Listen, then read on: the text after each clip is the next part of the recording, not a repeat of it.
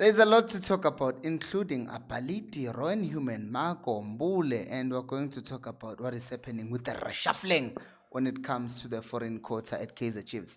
Hello and welcome to Khosi Nation Fan TV. I am Bilo, I am your host, and this is where fans talk about Kaizer Chiefs. Khosi Football Club. So we have to start by Upaliti. So Upaliti, if you don't know who he is, he's a left back who plays for SuperSport United, and apparently this guy is going to be the first signing of Kaizer Chiefs.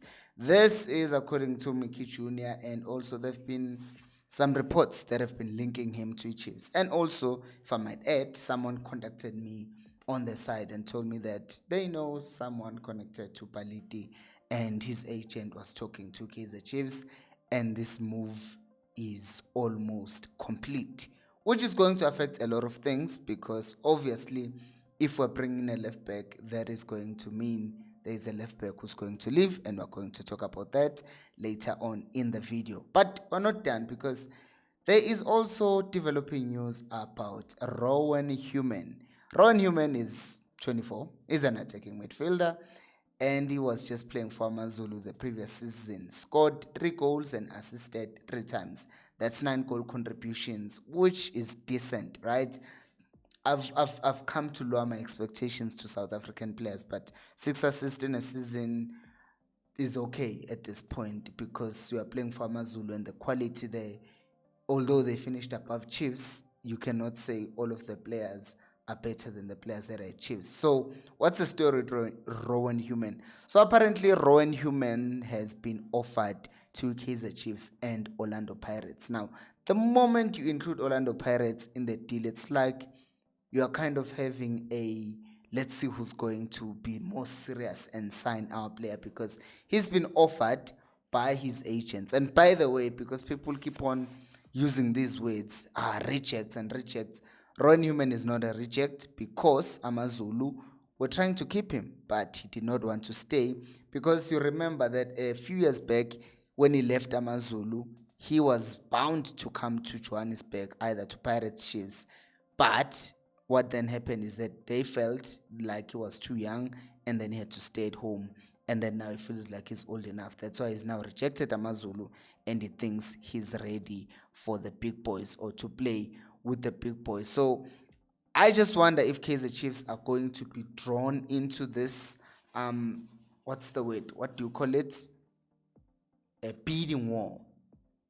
Because if it comes to a project, I think that if you have Nabi, who's in his 2nd season, number 2, Kaizer Chiefs usually pay more than Pirates, you're thinking the kunabo Mdusha Balala who will grow with him, kunabo Mfundo Vilakazi who will grow with him.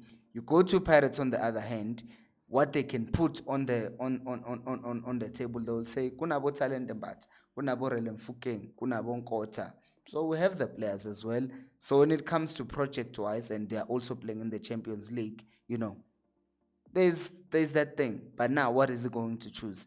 Is it going to be the money and the stability of knowing that Nabi is on his 2nd season? It's going to be very interesting. So speaking of Pirates, we have to talk about Basaare Marco, because apparently Basaare Marco is also not a reject. Why am I saying that? Because apparently Pirates tried to sign him and extend his contract, but he said no.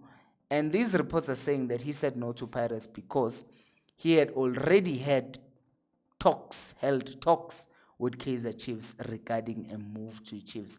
So this is not something that happened because, according to these reports anyway, this move of Marco to Chiefs is not happening because Pirates released him, but it was going to happen either way. Because if you come to think about it, in any case, you see that Pirates are reportedly parting ways with Uhoto as well. So would it make sense for them to let go of both players who could play at left back while they don't have a clear replacement, right? Because yes, they might still lend to Basatin, but they will need a backup, an experienced backup at that as well. So if you are Marco and Kaizer Chiefs are like, we're going to give you 200,000, I don't know how much they offered him, and then Pirates offer him whatever they offer him. As we've already discussed, usually Kaizer Chiefs are known to pay more money, and they're a better environment. somehow for players, with the facilities and everything, how people, former players, talk about how professional Kaizer Chiefs are and how they take care of you. So if you are presented in like a project or a proposal from both teams, you are likely going to take it from Kaizer Chiefs, especially if you are 31 and this is likely your last contract. Maybe if you're 21 and you're like, okay, I could still, work myself up there and get more money as I progress. Maybe you could stay at Pirates, but yeah, I'm just saying. By the way, if you're enjoying the video, do make sure to subscribe as we talk about the next item on the list, which is the next item, Sipho Mbule. Yeah, we've been talking about Sipho Mbule a lot. So what happened with him now? The agent last night just confirmed to everyone that, hey, I have offered Sipho Mbule to Kaizer Chiefs. Now, this did not sit well with some fans, because some fans are saying that, oh, why is he offering him to Chiefs now? Why did he not offer him while he was at SuperSport? But while he was at SuperSport, he was under contract. So Sundowns signed him straight from SuperSport. Now, after Sundowns, he's a free agent, so his agent can now look for teams. It's different. I think that's what people need to understand. What I will also say, though, about what Mike Makabe said, saying that he's offered Mbule to Chiefs, it might come across as a bit cheeky, because if the management ends up not signing Mbule, now people are going to say the management was offered a player, a quality player at that, and they rejected him. So maybe he's playing 3D chess to try and put pressure on the management.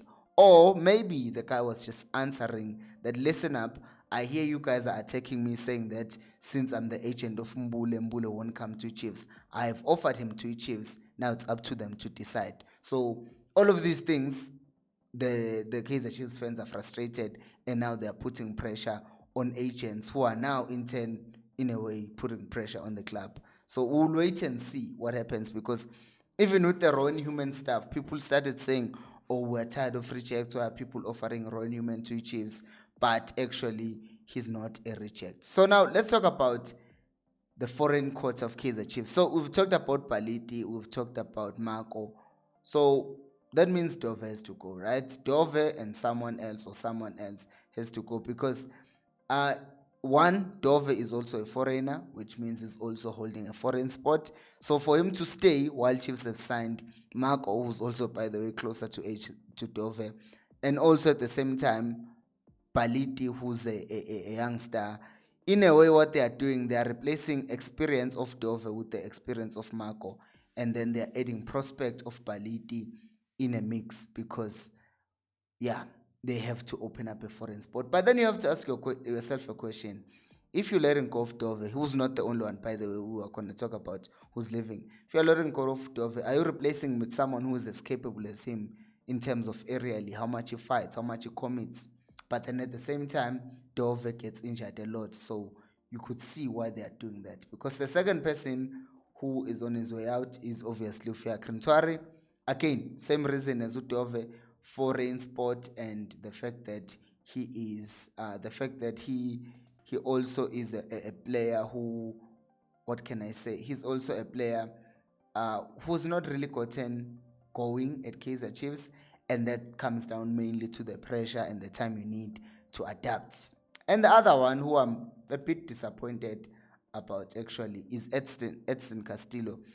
I thought he was going to stay, because I've also heard Nabi, when he was talking about Nkosing Pile Ngobo, talking about things like physicality, not enough physicality. But we saw that Castillo was coming all right. He was starting to play, and then he got injured because, well, SuperSport United decided to play rugby against Kaizer Chiefs, and they kicked him out. And then he was out for the entire season. And when he came back, he was still trying to regain his form, but he couldn't get back into the game. So what do you guys think about Rowan Human? What do you think about Baliti, Marco, and Mbule, and what the agent has done? Do let me know down in the comment section below. Thank you so much for watching, and until next time, remember, equals I'll pay you more.